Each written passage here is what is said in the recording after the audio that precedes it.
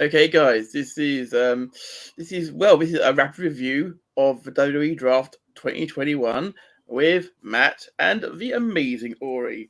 Let's just get straight into it.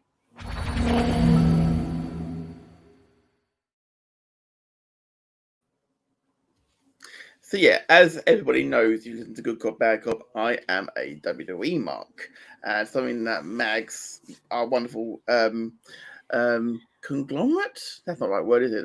No. Dictator. Yeah, dictator. That'll do. Fine. I was going to say co-conspirator, but I'll let you take that one. To be fair, he's the podfather. He's everybody. He's usually giving out favors, so it's fine. So it works wonderful. He called me WWE Mark because all I watch is WWE. It's just more accessible for me. I have a lot of respect for AEW, barring Phil Brooks. I have a lot of time for. Don't give me that look, Corey. We're starting already. I was just a little shocked by it. That's all. I wasn't prepared. I have an issue with Phil Brooks in general. We'll have to talk about that later. Absolutely. When you go on Good Cop, Bad Cop, you can talk about it to your heart's content for sure. But for now, so I like all my wrestling. I love my indie stuff. I love AEW. I like New Japan. But WWE is my first love. So I'm quite excited to talk about the draft. Ori, this is our first project we've worked together on, and I'm quite excited about that. So, for those people who aren't aware, what is your wrestling background? I mean, I know you are the linchpin behind a changing attitude. So I didn't really start watching wrestling until early 2000. I was dating a guy who didn't have cable or a television, and so every Monday night he would come over and watch Monday Night Raw, and that's what got me into it. And I jumped in and out of wrestling for a while. I didn't really know WCW was a thing until we had the brands, the takeover and whatnot, where WWE bought them out. Didn't really know much about ECW. And then as I got older and I had friends introducing me into other companies such as New Japan, Progress, other companies and whatnot. I was into TNA Impact when it was on Spike TV. That was my other, introduction. And so I do like WWE. WWE was my first love, like you said. But I don't have really much of a preference. I feel like that there's flaws that can be found in any company if you look hard enough. And I think there's a lot of subjective ways that people can look at wrestling, because not every company is going to be the right fit for every person. Not everybody is going to appreciate the different styles the same way. So, but I generally tend to like a little bit of everything. I've been trying to keep up with Raw and SmackDown. I tend to keep up with AEW. And right now I'm deep into the G1. And so, which I'm really excited about it. Matter of fact, I have an interview with the Kevin Kelly coming this Friday, which will be a joint project between Chairshot Media as well as Radio Tekkers. And so look for that video to drop on Monday here on the Radio Tekkers channel. So that's going to be a lot of fun. Looking forward to that for sure. Right. So you're more qualified than I am to talk about this, John. It seems like. I don't know. But to be fair, you're interviewing Kevin Kelly, and I'm sitting here. Like playing with buttons. So but as technically a journalist, because I have a media pass for EGX, which I'm going to tomorrow, of course, in London. I'm going to a gaming convention. I've got a media pass. I'm technically a journalist, so between the two of us, we could probably analyze this draft and get to the bare bones of what's good and what's bad about it. And shall we kick off then with seeing as how a draft started on SmackDown? Let's start with SmackDown. See who's gone there. That works. The one thing that I think I'll say right as we get started with this is that I know it's a draft, and I know in theory every talent is available, right? Everybody is basically considered as a free agent, but it's kind of a weird thing to do, because if you're not drafted, the thought is that you stay on your current show. So if you're not called up from NXT, you're going to stay in NXT. if you're on Raw and they don't make an announcement either way, whether it's during the main portion of the draft or the supplemental draft, which we have those results as well, then you're still on the show that you're on. Because really, what are they going to do? Send you back to NXT or wish you well in your future endeavors? Like, they're not going to just let go of talent.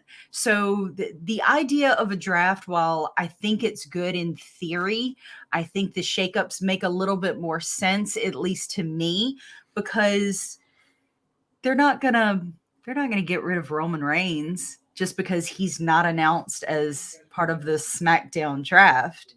You see what I'm saying? Absolutely. So, drafting superstars to shows that they're already on in order to secure them on those shows, I don't know. There's something about it that just doesn't quite rub me the right way. However, we did get a lot of names that I didn't expect to see. There were some names that we were given that were long overdue, in my opinion, especially coming up from NXT to the main roster. So let's jump into the SmackDown, and this is the full list of the draft in no particular order, including the supplemental selections. Some of them were announced between Raw and SmackDown last week and then last night. And then others, I believe they were put up on the WWE website. The graphic that we have pulled is from WWE's Twitter feed, as you can see. So let's look at some of these. One that we can talk about right off the drop is the call-up of Hit Row from NXT. It's massive. It's massive, and I find it interesting, especially because I haven't been following NXT a heck of a lot. I did see TakeOver 36. I've caught a few NXTs, especially with the changeover from NXT to NXT 2.0. I did see that first 2.0 show. I don't dislike Hit Row. I don't feel like B-Fab is quite ready. I don't know that we've seen enough of her to really warrant her being moved up to the main roster. But I think Hit Row in it, especially the gentlemen of Hit Row, are going to make for a very interesting faction within the SmackDown roster, especially with the Bloodline, the majority of the New Day being there, and others. For the benefit of those people who may not have been watching NXT, because some people don't watch NXT, which of these superstars are in the Hit Row faction? If I am not mistaken, Top Dollar, Yeah, Isaiah Swerve Scott, B-Fab, and I believe also Ashante the Adonis. That's pretty big group to be drafted as one, isn't it? Right. It's like when the first draft happened back in 2002. With the collective unit of the NWO. Right. And that's what I think is very interesting about some of these selections. Like, for example, I'm trying to think. For example, they drafted King Nakamura was drafted. That's exactly with who I was. Rick Books. Yeah, with Rick Boogs. So, but they have him listed as his personal guitarist, not as a wrestler. And so it's really kind of. And they were drafting people who were tag teams, which makes sense. And then they were drafting people who had somewhat associations with each other and not splitting them up. It was just really, really interesting. There's a couple of really interesting ones in the mix here. I mean, it was interesting to see Charlotte Flair being drafted with the Raw Women's Championship, right, to SmackDown. And when the tag team champions last year, the New Day and the Street Profits, they swapped brands, and at the time, the wet lettuce known as Adam Pearce decided to have them just swap titles because that made the most sense. Say you would say the best, yes, because that makes sense. It's all very strange. And by doing so, it granted them both an extra title reign because of it. Right. And I was thinking, so that means Charlotte is going to swap the championship belts with whoever is the SmackDown Women's Champion when they get drafted to Raw, because that's how she gets no title reign, to try and outdo her dad. But it hasn't happened. No, and I don't yet, think it's anyway. going to happen because, as we've said, if you look at the bottom here, the roster is effective October 26th following Crown Jewel. And we've already got that 3-woman matchup between Bianca Belair, who also has been drafted to Raw, Sasha Banks, who's on SmackDown, and then Becky Lynch, who holds the SmackDown Women's Championship, but has been drafted to Raw. So I think we're going to see a title change there. Of course, Becky last night was talking about, maybe it's time for Beck's 2 belts to come back, which I wouldn't care either way about that. But it had its moment in time. And I don't think it would be as special the second time around as it was the first time. So I think that's kind of run its course. But 2 big names that I'm seeing on this list that I didn't expect to see, one of which is Ridge Holland from NXT. He's a very exciting talent. Yeah, I remember seeing him, I believe it on the pre-show or the first match of NXT TakeOver 36 and being very impressed with him. The other name that I'm seeing that I alluded to earlier saying that was long overdue was Xia Li. Xia Li should have been called up forever ago. So it's good to see her finally getting pulled away from NXT and put on the main roster. There is, however, something I did notice with the SmackDown list. If you notice that, they've been doing a lot of matches with Drew McIntyre, Jinder Mahal, and his cronies, Shanky and Veer. Yeah. Veer is the only one on the SmackDown roster. No, Shanky's the one. Shanky, I'm sorry. I was looking right at it and I said, Veer. But yeah, Shanky's the only one on SmackDown, which means Veer and Jinder Mahal are over on Raw. Yeah. So it's going to be interesting to see what they've done with that. And then, of course, many of us have said multiple times that Tegan Knox and Shotzi Blackheart are owed another women's tag title shot, and they have been split up as well. Now, I don't mind necessarily too much because Shotzi would make a fantastic singles star. We've seen how great she is. I mean, you share taste in hair color, Ori, so it's fantastic, of course. And I've been a fan of Shotzi Blackheart ever since she was performing back in the Pro days, back in Virginia. So I'm a massive fan of Shotzi. Tegan Knox, I've been a fan of her ever. The story that between her and Dakota Kai building up through War Games, and Tegan Knox just having this underdog side of things, the Lady Kane persona, and all that stuff with Tegan Knox. And I can't wait to see what she can do on Monday nights. We'll get to that in a minute, of course. Sure. It's interesting though because there's a few on here which I'm a little bit surprised about as well. We talked on Good Cop Bad Cop this past week about Happy Corbin and Madcap Moss being drafted so early, but at the same time, but as we mentioned at the time, of course, if you draft all the top talent in the first few picks, why would you watch the second night of the draft? You're right. So that's why they split the roster in half and drafted half one night and half the other night. That's fine, but it wasn't really announced that way. In fact, it wasn't until Monday Night Raw that they announced publicly, repeatedly as well, that the roster didn't take into effect until after Crown Jewel, which I think is, that's fine if they want to do that way, but it wasn't announced early. So I'm like, that's fine. I swore I heard them announce that on Friday. I didn't hear that, but that may just be because I was watching highlights. But that's cool. If I missed that, then I apologize for that. But there's a few of it. I mean, Ricochet on SmackDown. Yeah. All that love a bit of Ricochet. This is a chance for him to really get going. Given a Mysterio to move brands, Ricochet's finally got a chance to do some high flying. Unfortunately, he's still on the same brand as Sheamus. So if we keep seeing Sheamus Ricochet, I won't mind because I think Ricochet and Sheamus work very well together. Yeah. But at the same time, I don't want to see it all the time. Toni Storm. I know she was just called up to SmackDown. We've seen a few matches from her, but it's nice to see that she's still there with her. I'm excited by some of them. The Viking Raiders being drafted across. Bit concerned for Mace. Really? I'm a bit concerned for Mace because obviously T-Bar is still on Raw. Yeah. That's So an issue. so Mace is obviously Dio Madden, obviously, and Gotcha. so we'll wait and see what he can do on SmackDown. Got to say that without his tag partner, I'm a little bit concerned. And then we have Kofi and Xavier Woods, who've been separated from Big E. The booing on SmackDown when they were drafted from Big E. Big E was on the Raw, and Edward SmackDown. The booing about them they've just put them back together again. I know. And then split them up again. And I'm like, the boos continued last night on Monday Night Raw. People were not happy about that at all. No, not at all. So.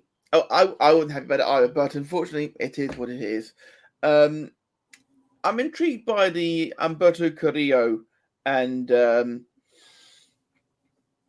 Angel Garza tag team. I believe there is an actual familial relationship there as well. So, will they be the next Colon? But who knows? I'm looking forward to seeing some high flying action for sure. Because heaven knows the SmackDown tag division needs it. Yeah. I was surprised to see Drew Gulak's name on the list. I didn't know he was still there. Well, he's usually enjoying catering, isn't he?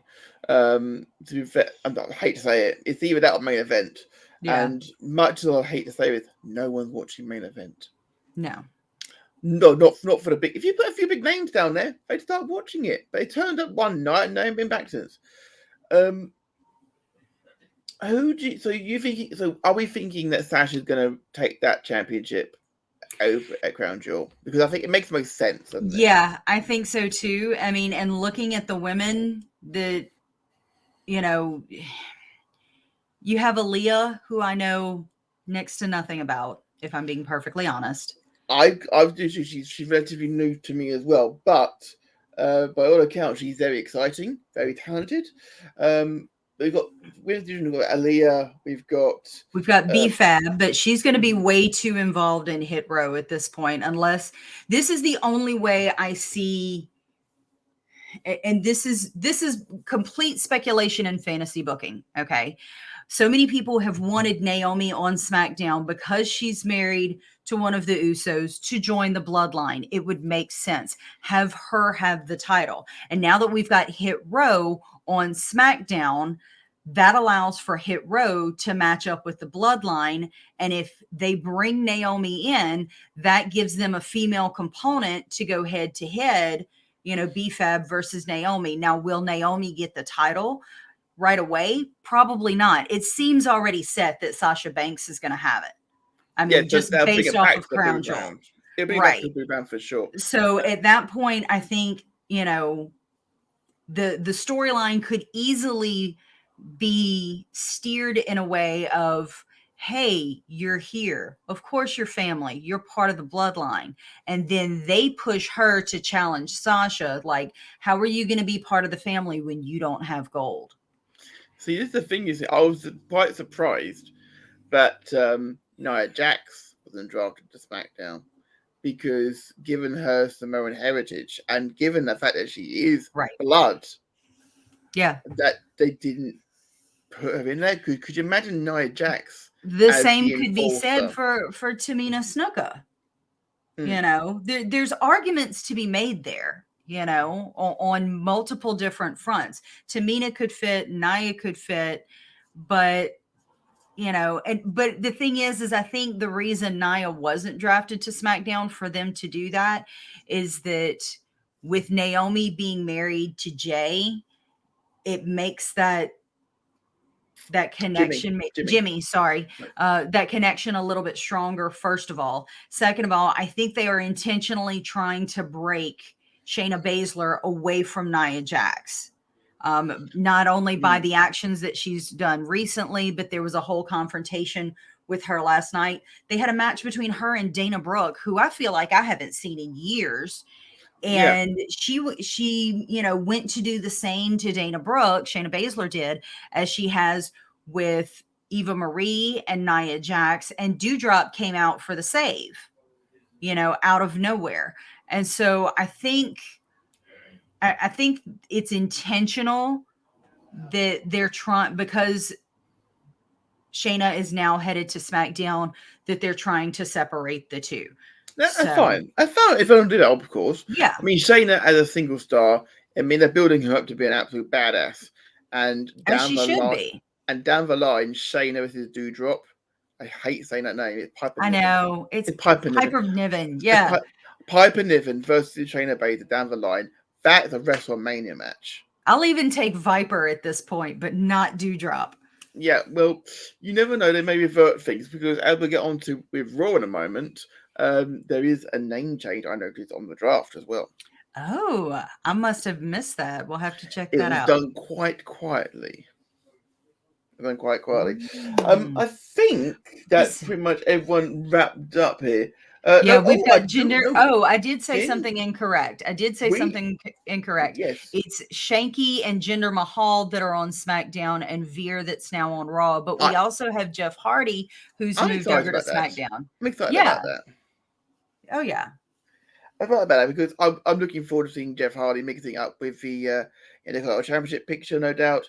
I like to think that he'd be in the the Universal Championship picture, but I do think that the first person who is going to go after that championship is going to be Drew, probably. Oh, yeah. That would make sense. That would make sense. I think Drew, if Drew they Roman's been building. Yeah, it's been building for a long time. Matter of fact, when Drew came back into WWE and came back up to the main roster, there was so much momentum behind him. And then to keep him with Dolph Ziggler, and then to make him one of Shane McMahon's cronies, like I never could get behind that whole thing. There was so much power and push behind Drew. And I don't know if it was a sense of trying to make him pay his dues all over again or what it was, but they had an opportunity there. And I hope that they can rebuild that momentum. I think they're very close to it. And I don't want to say do the right thing because that seems like a bit much, but Drew had to face Jinder capitalize on it. Drew had to face Jinder at SummerSlam. Again. I mean, nobody thought for a moment that Jinder was going to beat Drew. And if you thought that Jinder was going to beat Drew, then I want to know what you're smoking. Because I won't deny that Jinder Mahal is a fantastic wrestler. He really is. He is the quintessential foreign heel. Yeah. And he really works hard at that, and he makes you hate him. And for that, you got to say, I don't like him. I don't like him. I hate him. He's done his job. Yeah. I've always said, if you get a massive cheer, a massive boo, that's fine either way. When you get crickets. Yeah. And we got that when Leo Rush was the hype man for Bobby Lashley. Yeah. Now Bobby Lashley is one of the hottest things on Raw. And still has a hype man, but somehow it works so much better. Okay, that's because MVP's just he's very different to Leo Rush. Yeah. And now we're getting teased that Leo Rush might be coming to AEW, which is a whole nother bag of cookies. And I just don't know how that's gonna pan out. And I know Leo's been doing things with New Japan, but I will say I have my concerns. We'll put it that way. We obviously that's something for another time. Probably. Oh, absolutely. So, is there anything else regarding SmackDown? So I've got list quickly. Cesaro's still there. Sami Zayn is still there. Those are two that we haven't really talked about thus far. Natalya is a stalwart of a division, and I love the fact that she's still there. Mm-hmm. They have split her from Tamina. Yes. Which is a little bit unfortunate, but Natalya is so crucial to that division because she is such a good. I'm not trying to disrespect when I say this, that she's so good in the ring that she can really go and she can make anyone look, even the worst person, look like $1 million. Yeah, as proven with she is very, very underrated. She is a cornerstone of that women's division, no matter where she is, Raw or SmackDown. She's been there, she's put in the work, and she doesn't get near the credit that I think she's due, to be perfectly honest with you. No. Her, Naomi's another one who's really put in a lot of work I made comment about Naomi draft pick, and bear in mind, I thought that was quite a good draft to SmackDown for Naomi. As we mentioned about how we're fancy booking it a little bit already, and that's not a problem. Because let's face it, everyone's been doing that. Oh yeah. But when that's half the fun. absolutely, we all do it. But when Naomi was drafted, everybody else, it was like 4-time WWE champion, former King of the Ring, all that wonderful stats. Naomi's was former 2-time SmackDown Women's Champion. Okay, that's fine. Former cheerleader. Signature move for rear view. I mean, at least they didn't put married to Jimmy. I mean, the rear view, she hadn't used that as her signature move in 2 years. Yeah, I don't. That split-legged moonsault she does is phenomenal. Yeah, they should have put that on there. I got a little bit annoyed about that because let's not forget that she won the Women's Championship at WrestleMania. Oh yeah. Naomi and Natalya are two of the most don't get me wrong. While I personally have issue with WWE constantly shoving Charlotte Flair down our throats, especially as champion, I'll give the devil her due. She's a good entertainer. People love to hate her. She knows, she's figured out what she's doing and it works for her. But Naomi and Natalya have put in so much time and effort and work. And I dare say, at least on Natalya's part, she helped train these women who are overshadowing her, and she doesn't deserve that. Yeah. That's my soapbox for the day. No, Natalya deserves better. I'm good. You're saying that with years, it's perfect. I'm going to join you on that soapbox, Rory, because I got into watching Total Divas during lockdown. I always said I don't watch it. I've got half of season 2 and stopped because other things have been going on in my life. But Natalya was on main event. She with a lot of the rookies like Eva Marie and Summer Rae, and she sold Summer Rae and Eva Marie like they were diamonds. Yeah. And best rule in the world, Eva Marie is good at making you hate her. Mm-hmm. She is good at making you hate her. But Summer Rae, I'm sorry, I never understood what the point of her was. I feel like with some of the women like Summer Rae and Eva Marie, there's this fine line of we're moving away from the divas, but they still want women who are beautiful and look good. And so it's like they're trying to find this balancing act between divas and superstar women who can actually wrestle. Well, and it's like, and that's why I like people like, since we're talking WWE, I'll stay in WWE, Bianca Belair. She's beautiful, but she's strong. When Bayley did that athletic, I know Bayley didn't do it, but it was her challenge that she set up for Bianca to do. Literally, seriously, she was running around doing all the challenges, and then she fireman carried Otis. Yeah, that's no small man. Right, he's my spirit human, and I've never seen like athleticism like that. Right. It's same thing with there's some freaky strong I can't think. Indy Hartwell. Yes. Indy Hartwell is beautiful but strong. You can have both. Like, absolutely. Don't get me wrong. I think Shayna Baszler is beautiful in her strength, but she, on a physical level of what we're used to seeing from divas, she's very different. Okay. And that's not knocking her whatsoever. Okay. Yeah, I agree. But they're trying to find that. I think with Eva Marie and Summer Rae specifically, they're trying to find that. Right. But what they've been trying to do over the years is find that balance. And it's like, just let them be strong. They don't have to be the most beautiful woman in the world. You know, I mean, we don't need Botox fill, Charlotte every 5 seconds. I mean, you're looking through this roster. I mean, Charlotte Flair. You've got Naomi, Natalia. You've got Shotzi. You've got Toni Storm. You've got Xia Li. These are all extremely attractive women. I'm saying it as someone who has no concept of female beauty. I'm aware, but at the same time, I can appreciate that. Yeah, no. I can appreciate that. You know, they are talented, strong.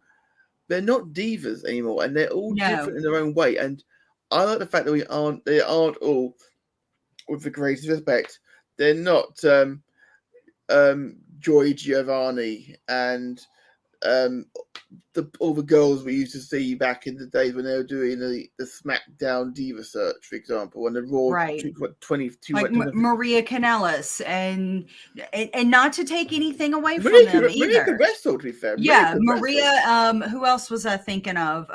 Maurice. Michelle. Yeah, Candice Michelle, Maurice, because Maurice came in off of a Divas Search. Michelle McCool. Michelle McCool. They could legitimately wrestle. They were strong and they were beautiful. And when they're taught right, it can be done right. But sometimes, I've noticed something, by the way. The SmackDown women's matches were being booked for a little while by Molly Holly, because she's for the future of SmackDown. As part of, and she was as a probation period. She was on SmackDown. Well, it's finished now. She's now fully part of she's now producing the women's matches on Raw.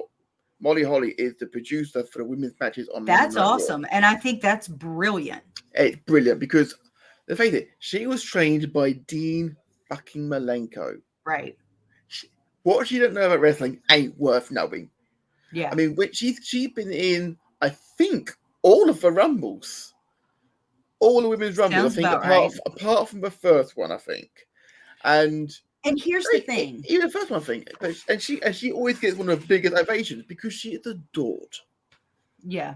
And the other thing that I think that's great about that is that Molly Holly came through that system. She remembers the late Attitude Era. She remembers the Ruthless Aggression Era, where we were doing bra and panty matches and pudding matches and mud wrestling and paddle on a pole and, you know, all these things that, and doing storylines where we comment on women's weight and how they look and how their worth is inherently tied into their physical appearance and what they can and can't do. And if she has any type of say, not only in booking the matches, but in helping with the storyline, that is someone that I would trust to do that, to keep us away from going backwards into the, you know, because we look at the stuff like that, and I know it's only going to get worse on a change in attitude when they actually introduce women's wrestling on, you know, what, 97, 98 WWF, WWE, you know, and it's going to be bad. I'm already steeling myself for it, but I don't want to see us go backwards. There is some bad stuff in there, but there is some gems. I mean, Sable could wrestle, Luna Vachon, China obviously be coming up down the road for you. So you've got women who could wrestle for sure, and Alundra Blaze, obviously. Oh yeah, obviously amazing people who could wrestle. I had a point I was going to make. Don't you hate when that happens? I had a point I was going to make, and because you were vaccinating a little about Molly Holly, it has completely thrown me. Mickey James was involved in an angle, of course, with Michelle McCool and Layla, of course, and they did the infamous Piggy James. Yep. And that really got my craw. That did. I really got in my craw, and I thought it was really, really poor taste. And then the way they finished that angle off by having let it go face first into the cake, which was great, and then Mickey James nailing the Mickey T to literally, it was a squash. She squashed Michelle McCool, and I loved it. It made me as a bigger guy. Yeah. Feel that, you know, sometimes you haven't got to be, a certain image to be successful. Mickie James is one of the greatest of all time. And not only that, I mean, I know that you probably don't know this. My husband gained a lot of weight over the last 10, 15 years after coming back from Iraq. At his highest, he was 427 pounds. He had gastric sleeve surgery. And then about 6 months after the sleeve surgery, he started getting in the gym, starting at 3 days a week. Now he's up to 4 days a week, 1 day of cardio, 3 days of high intensity training. And now he's down to 300 pounds. Fantastic. Like a year and a half later. I'm still a bigger girl, but it goes to prove that even if you're a bigger person, you're still capable of great things. Absolutely. Size is no indication of health. You just completed an amazing, October of, what was it like? September of September. March in the month, for Prostate UK, and did something like what, 300,000, almost 350,000, 372,000 steps I did, and I raised 313 pounds, which was amazing. It was amazing. I think for half of that. I didn't forget that. Not enough about me though. but it still goes into it's not about the size. It's about the heart and the will and what you're capable of. And some of these things we're starting to see a bit more now. Like for example, the fact we've got someone like Doudrop who is getting rightly the praise that she deserves. I think it's the right time for us to transition across to Raw. Absolutely. Let me just switch this over. There we go. So on the list, we've got AJ Styles, Akira Tozawa, Alexa Bliss, Angelo Dawkins, Apollo Crews, Austin Theory, which was a call-up from NXT. Another surprise there.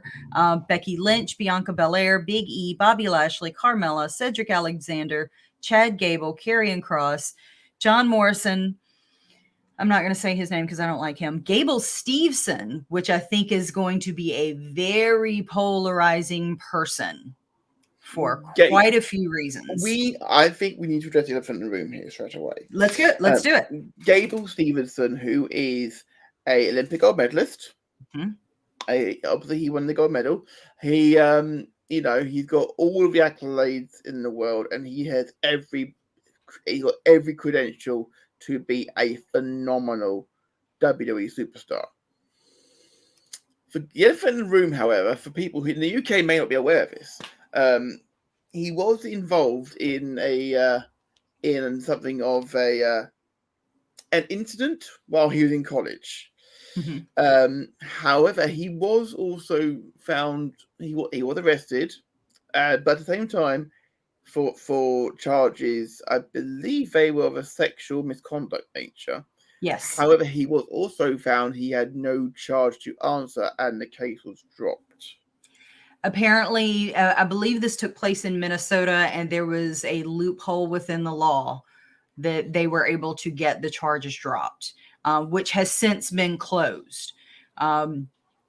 So it's a very difficult thing. I know the internet wrestling community is not going to forget. I have seen some of his tweets. He appears to be very good with the back and forth. He seems to have the charm and the charisma and maybe even the improvisational, or acting chops. But, I think WWE is going to try and maybe not sweep this necessarily. But that's what happened sort of thing. We move on sort of thing. Right.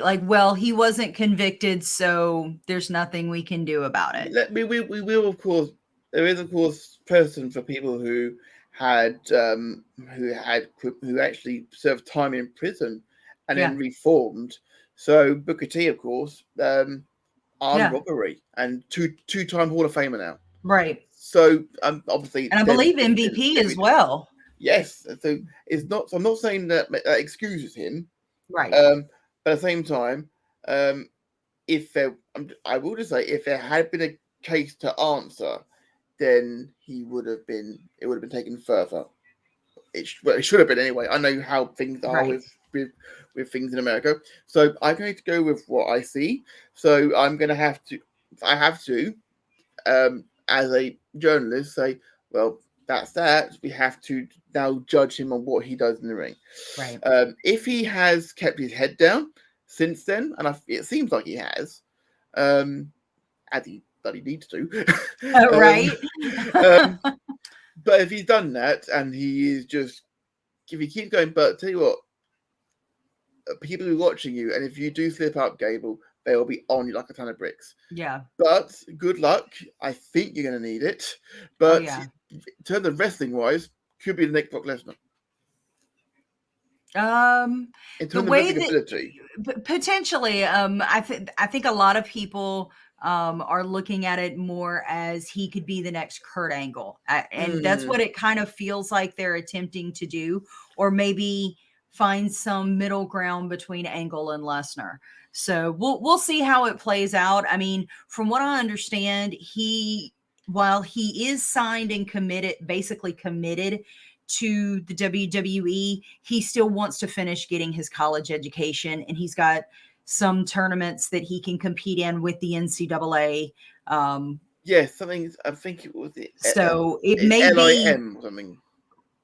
Potentially, I'm not sure. I tried looking up, and it's all legal jargon about being able to do one thing or doing another. I don't know how it works. Right. So while I don't think we're going to see him in the ring physically wrestling for probably another year to year and a half, I do think we'll see him pop up here and there and do appearances. Rumble. Yeah, maybe. Well, potentially. He may have some backstage interactions or in-ring interactions with people, but I don't think we're really going to see him truly wrestle until another 18 months down the road, if not longer. I mean, he has things he has to wrap up first, and he has to be trained, because while he has that collegiate amateur wrestling background, that's only half the skill set. You know, there's other things to take into consideration. And so I don't think, while I think they're trying to capitalize on the excitement of Gable Stevenson at this point, because he has people talking. He's had people talking for probably the last 6 months on Twitter, you know, that, is he being scouted by AEW? Is he being scouted by WWE? You know, he's dropping all kind of hints and information and different things on Twitter. He's getting into sparring altercations on Twitter, having a little, you know, back and forth with people, whether it be superstars or, other wrestlers or just fans in general. So I think this is more trying to capitalize on that hype, but we're not going to see him for a while. We're really not. It's just not going to be a thing. And that's fine if that's the case, because it means we can focus on so many other people who were drafted. Right. Some newer names. Obviously, the fact that they've recommitted people like Styles, Omos, Alexa Bliss, as we mentioned already, Becky Lynch and Bianca Belair, Big E, Bobby Lashley. Carmella coming across as an interesting choice. I think that she does need some fresh opponents to go up against. I like her in the ring. I do. Yeah. And I do like the fact that she is just this beautiful bitch. And it works for you. Go with it. Even though I did like it when you were working with R-Truth. I also quite like that. I've got to be honest. R-Truth is just fun. But Chad from Top Rope, from Vision Global Media, despises R-Truth. Despises him. I don't understand it. I don't get it either, but, that's up to you, Chad. As I say, T-Bar's been drafted to Raw, and Veer, as you mentioned. Otis is over here with Chad Gable. Correct. So the Alpha Academy is over here. I'm quite excited. The Edge back on Raw. It's a good move. See what he. But we also have Seth Rollins now. So is that going to continue? This rivalry is just going to continue rolling all the way through the rest of WrestleMania. I think so too. But I don't mind that, because this is the potential. If they book it right, to be as legendary a rivalry as Triple H versus The Rock was. Yeah. And it's been for years, off and on. I'd be fine with that. Because that's been building since before WrestleMania 31. So, six and a half, 7 years. Right. It was beautifully well built. Liv Morgan back across, and along with Kevin Owens. And there, just below Liv Morgan, of course, is the name change, of course.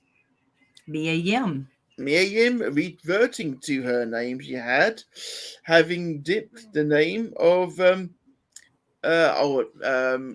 it was an R word.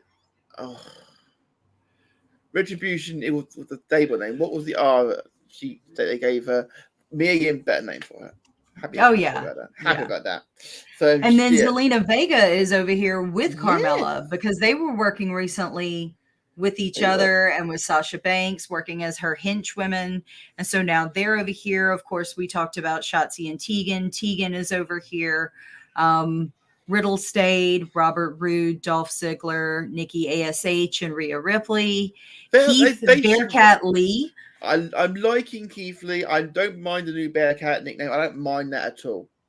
Because let's not forget, we once had The Rock, and he was once known as Rocky Maivia. So from what I understand, and this is information from our esteemed colleagues, Tanner and Mags, there was a very famous African-American wrestler with many accolades referred to as the Bearcat.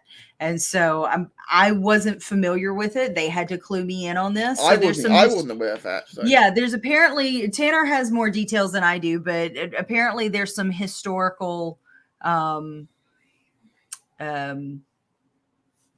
there. Connotations. Connotations sure. and it's a salute to basically this former champion. And a bit like how Ronda Rousey took Rowdy in dedication to Roddy Piper, which is fine, of course. Right. I'm fine with that as well. To be fair, Bearcat. That's a really cool nickname to have. It's really interesting. It took me a while to warm up to it, and I think I like it. Knowing those connotations now, I like it more because Black wrestling draws, and there is a renaissance that is happening with Black wrestling, and it's awesome to see. Exactly. Up until WrestleMania 35, yes, Mags, I'm mentioning I was there again. There had only been one Black WWE champion, The Rock. Yeah. Roman had held it as well, and he's Samoan.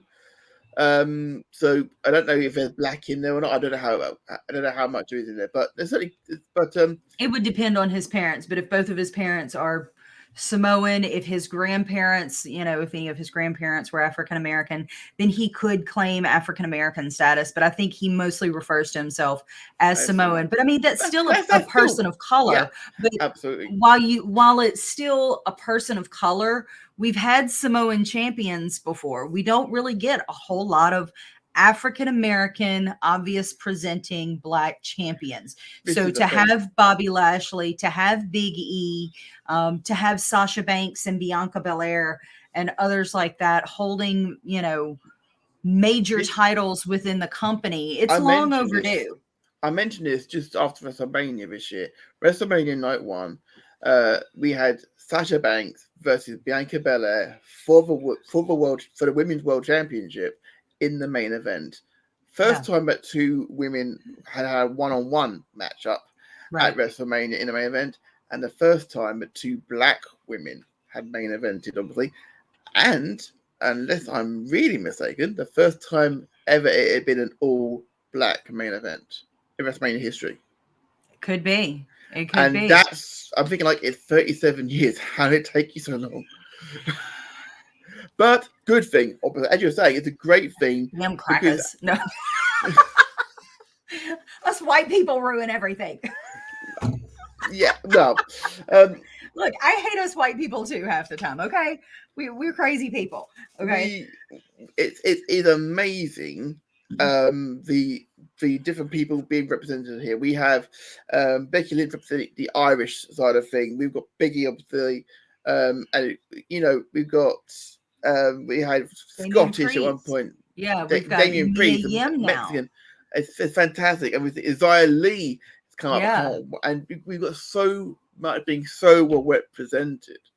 I actually went through at some point, and I think I worked out that at one point this year, 2/3 of the championships held in WWE across all of the brands were held by people of color, and That's awesome. I thought of that at the same time as well. That was really, really cool, really cool moment. And so when we got to see Kofi versus Bobby Lashley, I think that may have been the first all color main event when that happened back at Money in the Bank as well. Yeah, which is ridiculous. It really is, because these guys and ladies, they're just as capable, and to not put them in these positions for those reasons, for the color of their skin, that's just stupid. We're beyond that. I would hope we're beyond that. We should be beyond that. There's no reason for that. I correct myself, of course. 2001 SummerSlam had Rock versus Booker T. So I apologize about that for missing I probably missed out as well. So I thought I missed that one. I guarantee I've missed other ones as well. But it's exciting to know that representation has got much better in general. Yeah. And of course, it's extremely good that Captain Abs is back on Monday Night Raw. The last time he got drafted to Monday Night Raw, he won the Universal Championship. So, yeah. Those advocates, they are the good China. I would happily put my head on them pecs. We're talking about Finn Balor, right? Absolutely, Finn Balor. Making sure. Absolutely. Absolutely. God bless his wife. Anyway, I'm right there with you on that one. I love me some Finn Balor. You've got Finn Balor on that side, and with Sammy Guevara on that side. I mean, like, that's a match I'd like to see, to be fair. One day, you never know. That's it. And we've got the Mysterios now over on Raw. Indeed, so Dominic Mysterio, probably you can't call him a rookie anymore. But he still feels really green to me. I really want to see. He very rarely makes a mistake. I would like to see, and this is just me, and I think there's a way to do it storyline wise.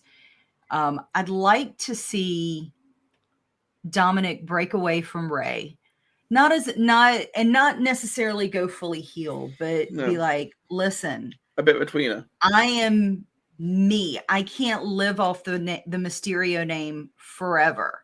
I have to go make my own name. I don't want to be just Ray's son. I want to be Dominic Mysterio. Have them break away, and then maybe have Dominic go to NXT for a hot minute, to where he's working his way up the ranks. He's paying his dues. He's not just, oh, here's some nepotism. I'm daddy's son. I'm going to walk in here and do it. You know what I'm saying? I absolutely understand what you're saying. I mean, let's not forget, he debuted at SummerSlam against Seth freaking Rollins. That's one hell of a baptism of fire. And then, of course, and he competed for almost an entire year in the Thunderdome before he came out to obviously tag with his dad and Edge against the Bloodline. And he said it was completely different. He actually said that it was completely different having an audience in, because he had screens around. Obviously, it was the perfect place for him to nurture his trade, because it was all, he had no pressure from the crowd. Right. But I think, and here's my thing, like, I don't want to take anything away from the kid. He's to go up against, to have someone like Seth Rollins, okay, Tyler Black, however you want to refer to him, to have the experience that he has and trust this other person, this young man, to get in the ring with him, to work together the way that they did, that says a lot about Dominic. But I think it would be more compelling storyline wise to put more interest on him, to see him work his way up from the bottom and earn his way. I don't know. It's more of a, it's not so much of an ability factor. It's a storyline factor, trying to give me a reason to get behind him other than the fact that he's Rey Mysterio's son. That's I have no problem with that. And I dare say that what we want and what we get are two very different things, of course. Oh, usually. But at the same time, I do have, I've got to admit, the Raw roster excited me a lot more than the SmackDown one does. I'm a little, and I don't know if I'm fully, I don't know if I'm fully in either way. And yet, to be perfectly and honest. yet I'm looking down here and I see Dolph Ziggler. Now, Dolph Ziggler is probably one of the safest pair of hands you'll ever get in the ring. He sells for you. He makes you look $1 million. Yeah. And, you know, he certainly earned his dues. 2-time world champion, of course. Multiple-time Intercontinental and US champion. He's got tag team. He's done it all. The only thing he hasn't done is win a Rumble, pretty much. This man, and yet I see him on and I'm like, are you still here? Yeah. Because when him and Robert Roode were the SmackDown Tag Team Champions, I forgot they were the SmackDown Tag Team Champions. That's really bad. Yeah. Because those are two of the most talented people on that roster. Really and truly. And I wish, I'm not saying we have to go back to glorious Robert Roode, but I remember watching Robert Roode as part of Beer Money in TNA and seeing all of the things that him and James Storm could do, not only together, but separately. And Robert Roode is another one of those that is very underutilized. Dolph is set. Dolph is completely set. He doesn't need to be there. He can go off and do his comedy stuff with his brother or go acting over in Hollywood or whatever. Like, and that's fine. Let him go and do that. Break him and Robert Roode up and give Robert a decent push because he's capable of it. He can make anybody look good. He's never been in the main event mix since he's been on the main roster. Exactly. That's what I'm saying. Like, he can do this. Like, he's why would he champion? Exactly. Like that's what I don't get about some of these people that have been there for a while. You recruited and signed these people to your company for a reason. There was no reason why both Mia Yim and Xia Li should have been at NXT for that long. No. There's not. There's no reason for Robert Roode to get buried as Dolph Ziggler's sidekick. No. Like, I'm sorry. It's bullshit. I'm just going to say it. It's bullshit. You signed him for a reason. Give him the opportunity. I am excited. There's a couple. I mean, getting worked up here. I'm liking it already. I'm liking it. There is a couple. There is a couple that I'm intrigued about here, though. Omos is obviously still on Raw with AJ Styles. It's Apollo Crews who's come across with Commander Aziz, of course. Yeah. We know that Dabba-Kato actually can wrestle. We know he can actually wrestle. He's not like the Great Khali. Omos can actually wrestle. He's not like the Great Khali. This could be literally a modern day meeting of the mountains. Yeah. And could you imagine those two as a team? Just floating that idea. Just floating it a little bit. What about a faction with Apollo Crews, AJ Styles, and two of the most talented in the ring in their own right? And then you've got those two behemoths with them. Those two would be crazy. One of them as US champion, one of them as WWE champion, and those two as the tag team champions. I will say I would like to see them do something different with Apollo Crews because I'm over this Kofi 2.0 bad Jamaican Wakandan accent, whatever it's supposed to be. I'm not here for it. I'm all for embracing the heritage. Heritage. But there's no reason to change your accent for it. No, I do. I don't like that. No, Unless if he chose to do that himself, if he pitched that himself, then that's on him.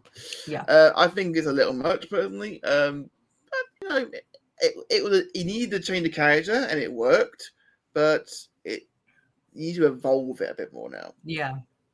But I say, and the women's sort of things here is very strong as well, because obviously you've got your Bianca Belair, you got your Becky Lynch, you got your Alexa Bliss.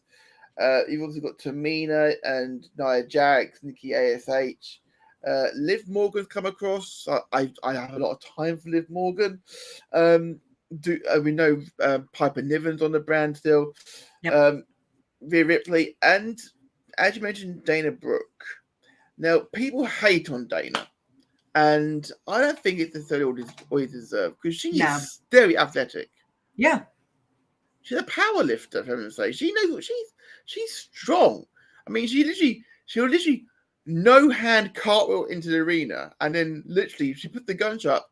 There are some men that wish they had guns like she has. Oh yeah.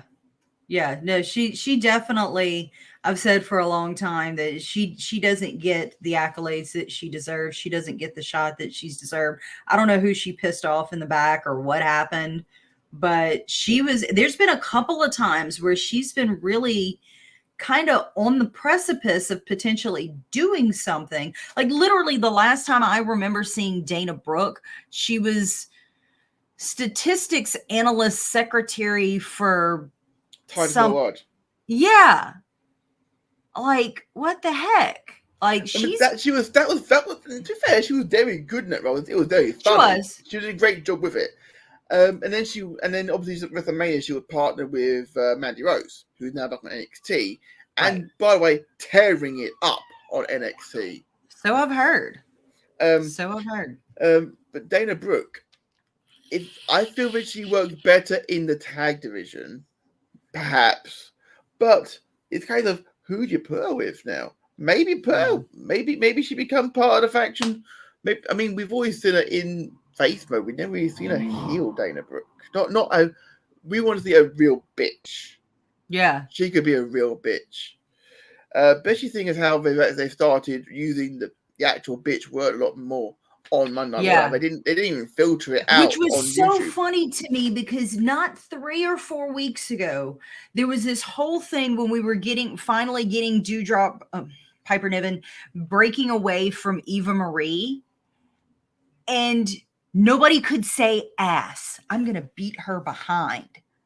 I'm going to beat her butt. Like nobody could say ass. I'm going to kick your fucking ass. Exactly. Like, you don't have to say fucking, but like, I'm going to whip her ass. I'm going to throw her on her ass. Nobody could say ass. And now all of a sudden we can say shit again and bitch. Like, what the hell? I think maybe they had a few complaints about it. And they're like, okay, maybe we went a bit too far trying to rein it in. Maybe just be a bit more natural with it. I'm fine with that. But I don't know. In some ways, like if you're going to throw out a threat, then you have to make it plausible. And the reality is even though we are still trying to do this PG crap, it's almost like PG. These are grown ass women.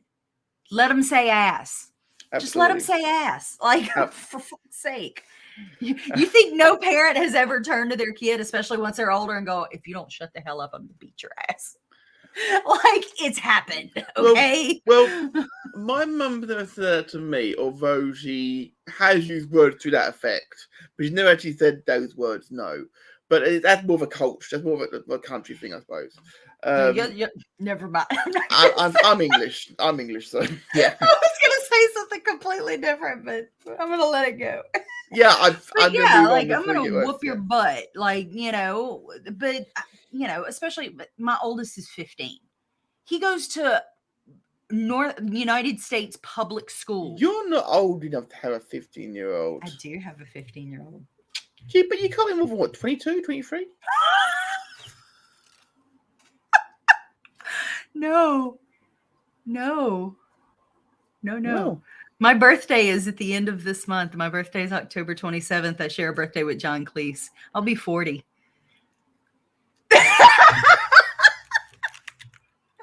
That's the real bomb of this show. I've just gone from being the oldest person on Radio Tekkers brand to not being now. Excellent. Okay. Yeah, I'll be 40. Yeah. I graduated in 99. This is what I'm saying. I graduated in 99. One of my boyfriends, I had moved out of my house and I was living in an apartment with a friend. And so he'd come over to watch Raw, and that's what got me into it. But yeah. Yeah. Well, I definitely feel that we've covered that quite nicely, I feel. I think so too. And I think there's, with the supplemental, I think having some of these shakeups and moves to other places and bringing some people in who are long overdue to be called up to the main roster. I think we have the potential to see some really good stuff from both brands coming shortly. I tend to be more of a glass half person, if you know what I mean. I'm not super negative. I'm not super optimistic. So, I'm willing to go into this with some level of cautious optimism for what we can see in the future. Obviously, we know Brock Lesnar is a free agent. He can go where he likes. Right. So there is someone else who was not drafted over yesterday or on Friday who was a bit of a surprise to me. Oh. Yeah, that's true. Yeah, she's injured, but she's not been drafted. She's a free agent. Because Miz is not injured. He's working on Dancing with the Stars right now in the US, but he was drafted. Yes. So that's very interesting. I could see them playing with that. That would be a smart move. Because she's got beef with Sasha, obviously. She's got beef with Charlotte. She's got beef with everybody. I imagine they'd probably put her back on SmackDown because the SmackDown Women's Division is a little bit. Well, if they get some injuries, they're going to be very tight on numbers, I'll put it that way. Looking at the brands, looking at the draft, who are you most concerned about getting lost in the shuffle? Helena Vega, for one. I believe she has the capability to bring herself forward, but whether or not they give her that opportunity, and I think some of that may have to do. We don't want to say that WWE can be partial and vindictive, but we know they can. We've seen it the last 20 years. It happens. Do I think they would push her to the side because of her husband being with AEW? Maybe. I do worry that B-Fab is not quite ready for the main roster. That's a concern. I also worry about Naomi, that if they don't bring her in as part of the bloodline or inject her into some type of story, that she could get lost in the shuffle.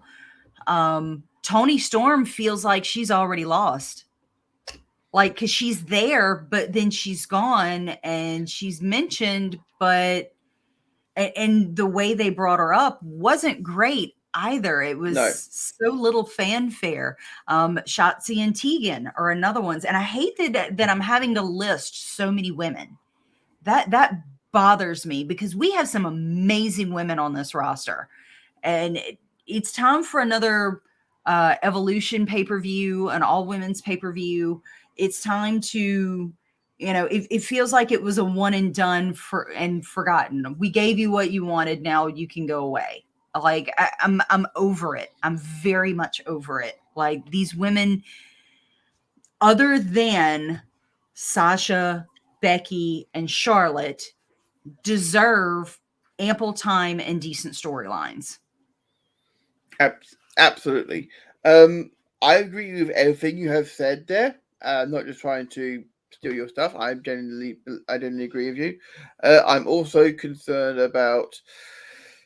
Wasn't concerned about Drake Maverick. I'm concerned also about T-Bar and Mace. I'm extremely concerned about T-Bar because Dominic Dijakovic is better than that.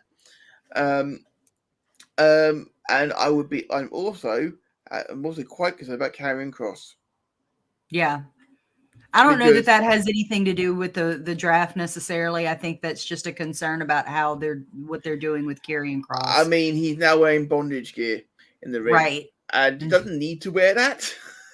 And Scarlett Bordeaux has been gone within all of this. She's not even an afterthought at this point. No, so that concerns me. And they got engaged recently. Right. And then I'm concerned about Veer as well, because his entire shtick is being with Jinder Mahal and Shanky, and now you've completely put him on a different show. So, what? I don't know. We will no doubt revisit this as the season premiere of Monday Night Raw and SmackDown starts soon, of course. And I'll be keeping Half-Line Crown Jewel because, as for journalism purposes, I have to. My thoughts on Saudi Arabia aside, compared with where they were when they started doing these shows in Saudi Arabia, they have come a long way. Yeah. Because considering we're getting a 3-woman championship match. We are. And we're also expected to have the Queen of the Ring tournament happen there as well. That's ridiculous. King and Queen of the Ring finals apparently scheduled for Crown Jewel, which makes sense. Crown Jewel, crowns. It makes sense to have it there. And if that happens, then that is a massive step forward. Yeah. I'll be watching it if for no other reason than I have the Peacock out, and I can. Thing is, when the time and frame it is right in the middle of my work shift. What shift I'm doing. So that will be awkward. But it is what it is. And, I won't be reviewing it. But it will be something that I will mention on Good Cop, Bad Cop, of course, which is over VGM. So do check that out, which Ori is going to be joining us at some point in the very near future.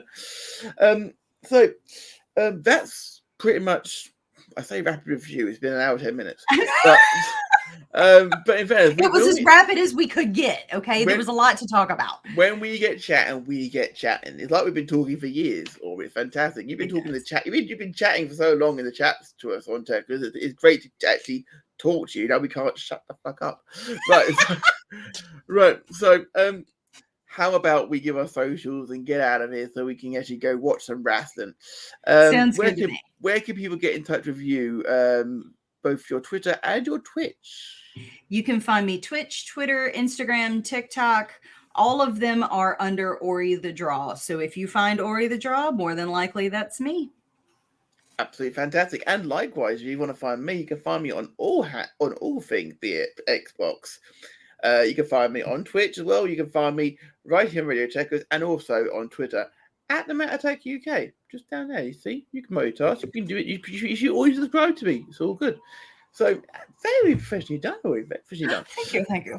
So on behalf of myself and Ori, we will be back in the near future, no doubt. And don't forget to check out Ori on Chain and Attitude with Mags and Tanner, keeping them in line. Well, trying. And Ori hopefully making her debut on Radio Tekkers very, very soon as well. Yes. Enjoy. On behalf of us both, though, take care, everybody. Stay safe. And we are out of here. Bye.